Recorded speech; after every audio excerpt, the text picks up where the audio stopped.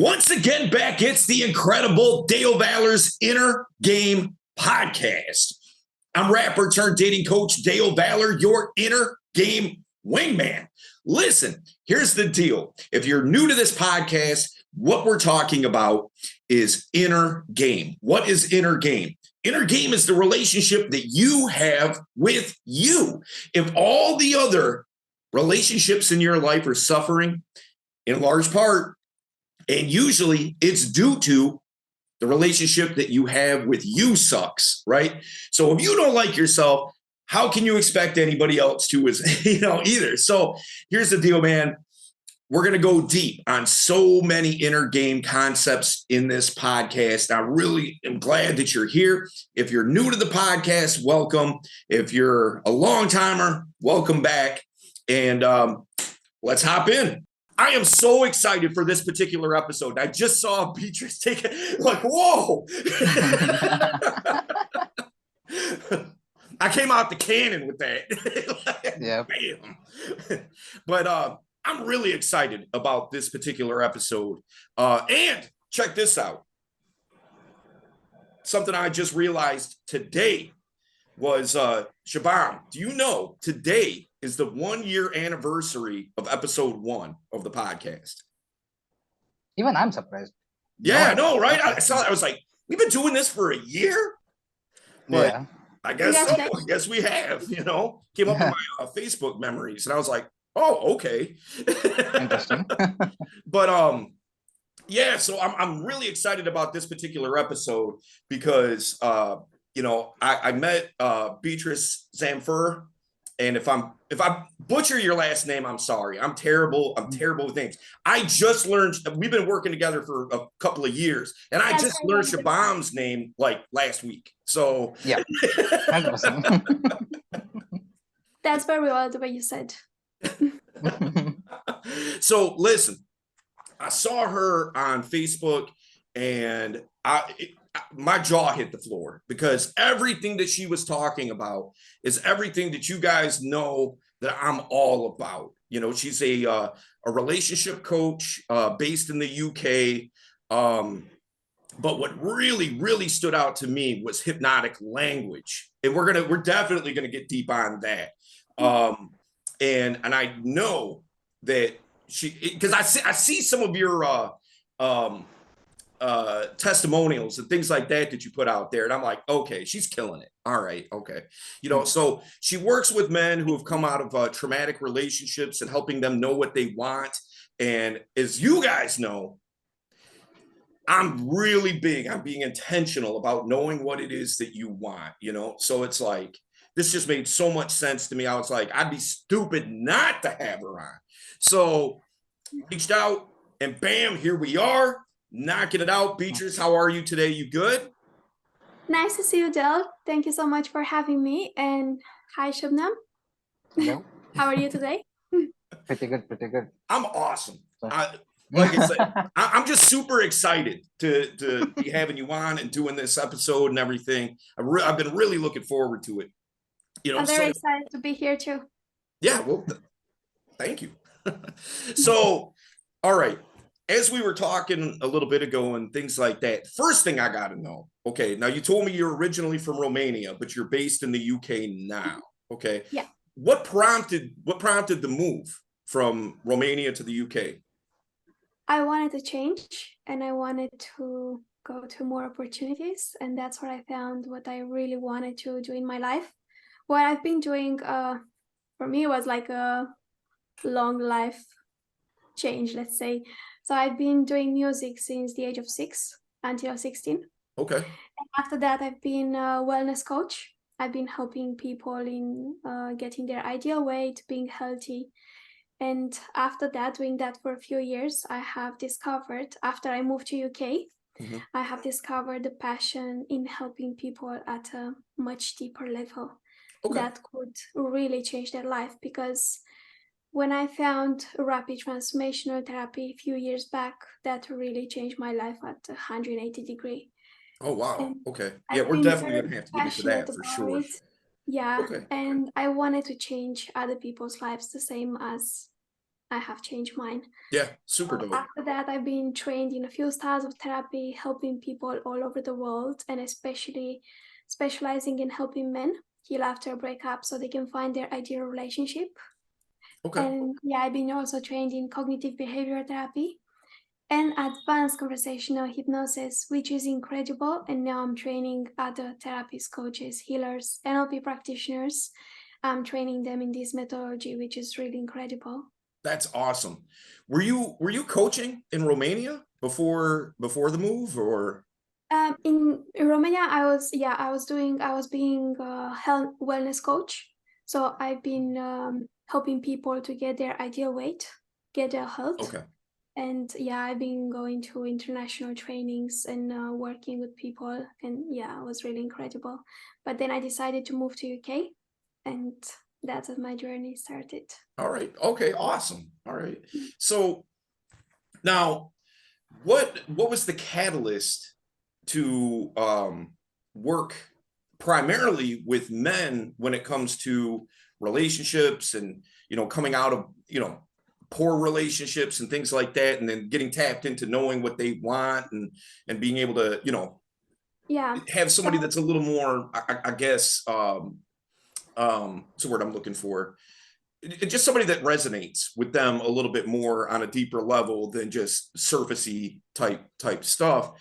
What was the catalyst that, kind of moved you into that lane? Well, at first, I've been started to specialize in social anxiety and depression. And after that, there have been like many men contacted me to help them with relationships. And I found that I really love it. And I also have some of my experiences which I was relating with, and I healed from that. So I find that I really love it, and that's how I decided to specialize in helping men, and I have really incredible results. I have helped many men find the love of their life, and they're really happy now after they have been in a toxic relationship and they couldn't believe in themselves anymore. They couldn't believe that they can find a loving relationship with someone who respects them and be there for them. Or I worked with men who were like, suicidal. Yeah. And after even one session with me, he was like another person. It's incredible. And I find that, yeah, I really love it. And it's so amazing to be able to make a difference and to help people find their ideal relationship. Yeah. That makes me really, really happy. Yeah, that's awesome. Now, like, I work with, some of the guys that I work with, they're coming out of, maybe they just came out of a divorce, or maybe they're divorced, but it might have been years ago, but they're carrying baggage with them and things like that. Now, that isn't like, I don't exclusively work with guys that came out of divorce, but it just, as it turns out, a lot of people get divorced, so it's inevitable that I'm going to run into booming market in a sense. Right. Yeah, exactly. And so, the thing is that, what I'm assuming that you've probably worked with guys who have never been in a relationship, and some guys who have had too many. Yeah. Yeah. Okay. Definitely. So what are some of the differences that you see in doing what you do between a guy who maybe came out of a bad divorce versus a guy who, was, just struggles just day to day with having a relationship at all, dating, or, maybe even communicating with other people, things like that. Like, what are some of the differences that you've? So I worked with men also who have been in a marriage and after that they got divorced. He couldn't believe that he was married with a person who was toxic. And after you are coming from a toxic relationship, normally, and many, many times it happens, to not believe anymore in yourself, have very low self-esteem, and believe that all women are the same, which is not true, but that happens. And I've been working with a man who was in a toxic marriage. After that, he got divorced.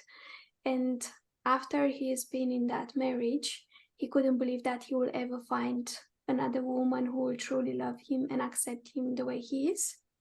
Well, after a few months that I worked with him, he sent me a message. Look, I found the love of my life and she loves me for me. And I'm really happy.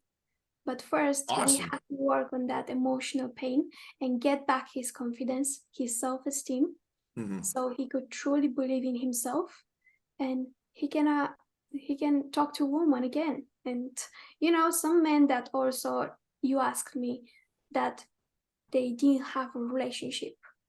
Some of them, they need coaching to know how to talk to a woman and know what women really want.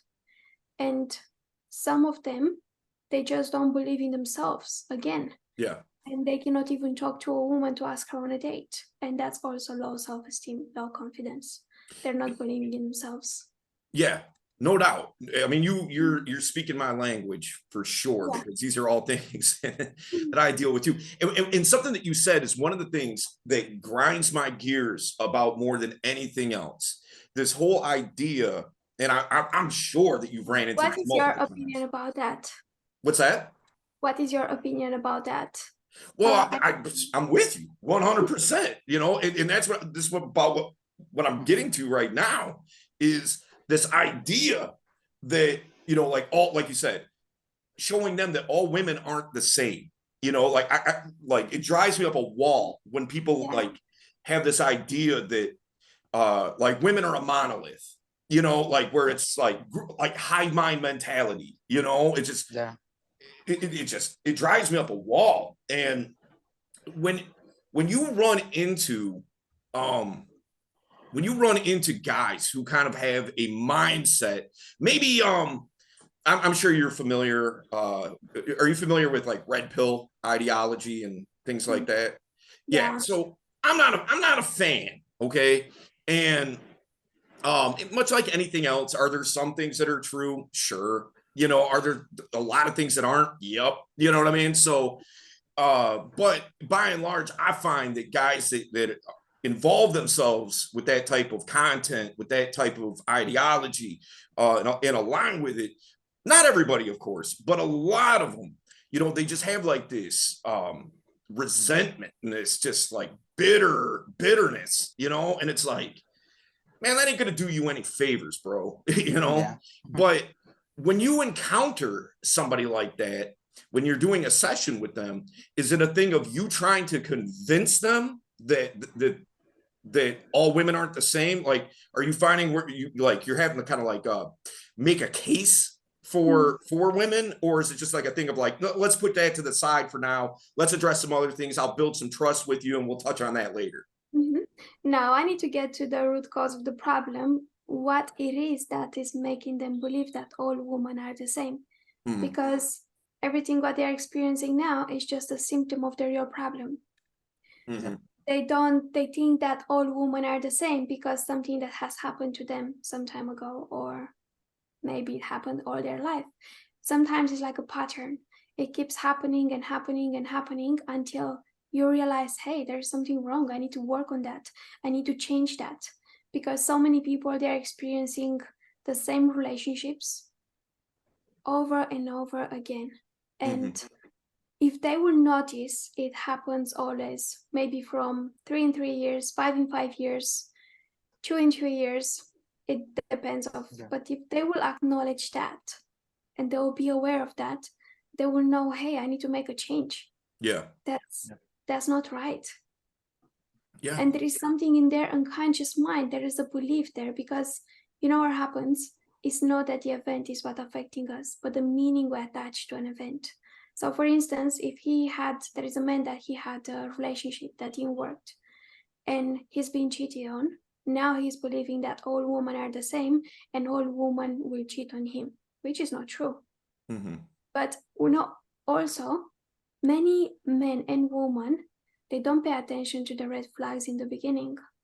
You need to look at this also. If they are doing, a relationship is made from two people. If they're not paying the same interest, if they're not doing the same things, and you have to put effort. The same from men and women to make a successful relationship. It's not possible from only one person. Right. If you notice, I'm not saying sometimes it can be your energy more low and she's doing more, and sometimes your energy is more high, you are doing more and she's doing less, because her energy, we are all energy. Yeah. And we have to understand that it's never like 50-50 that you put in a relationship, but you have to communicate, to have open communication with the person next to you, and understand, okay, look, I'm feeling tired today. Do you understand? Or, and the same. It's from both sides. You have to communicate. You have to be open, because the other person cannot read your mind. Right. Yeah, no doubt. No doubt. And you're right, because like,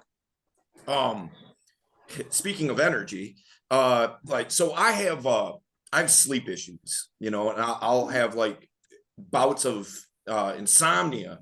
Sometimes they go for days. And like when I'm doing something, like, it's kind of weird. So I can focus. It's kind of like flexing a muscle.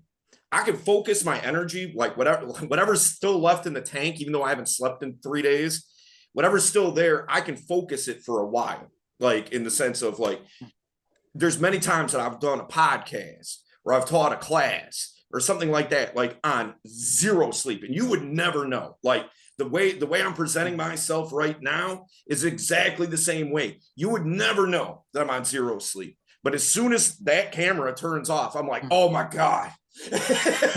Like, I'm done.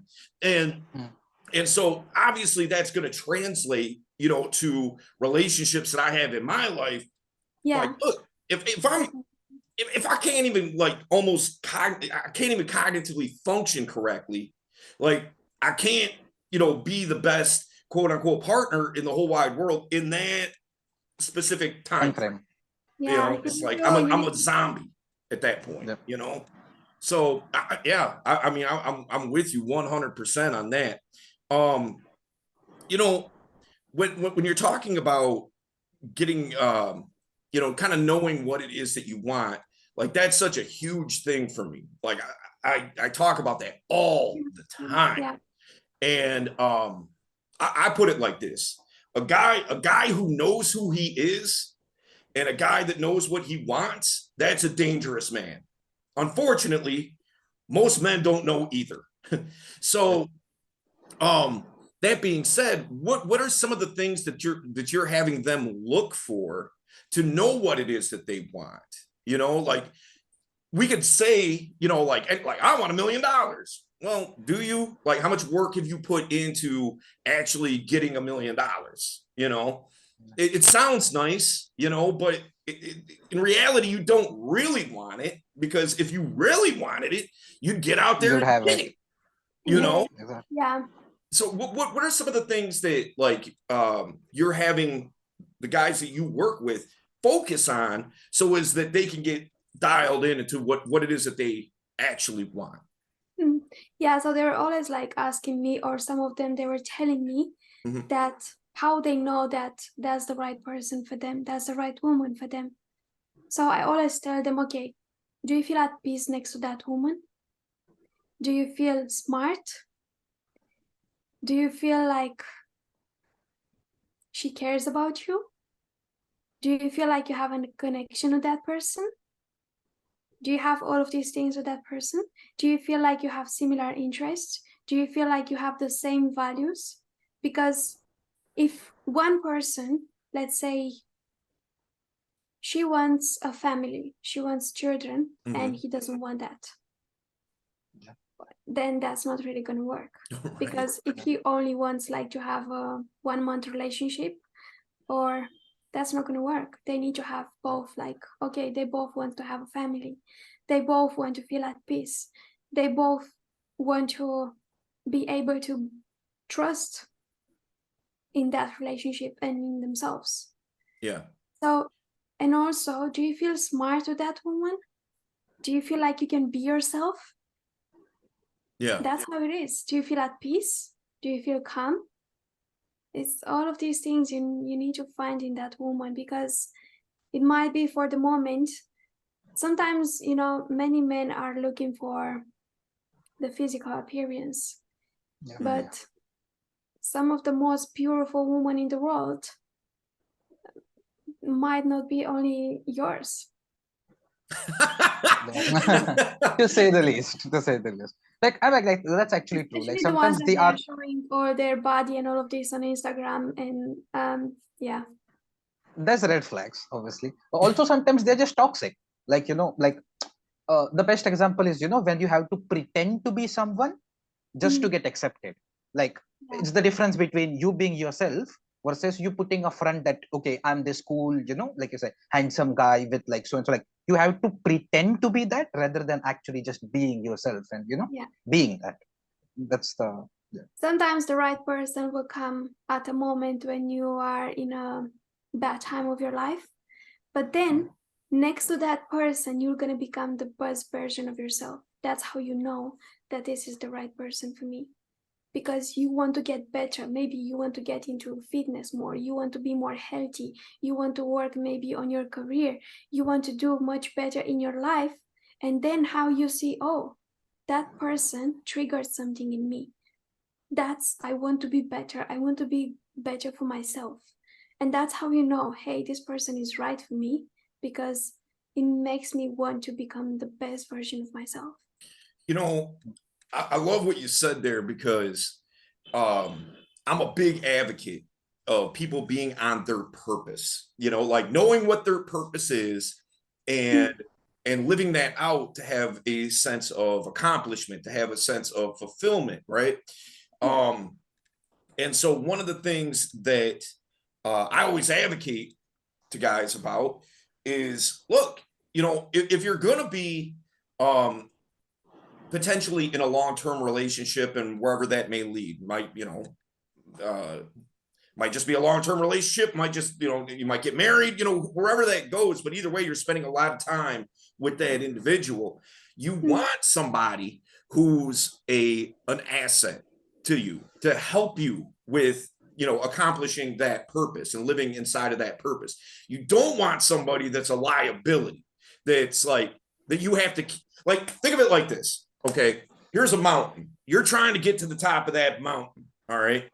And you got one or two people with you. Okay. The first one is an asset, right? They're walking up that mountain with you. Oh, hey, like I can help out too. I can help carry some things. I can, grab some food and some water and stuff like that.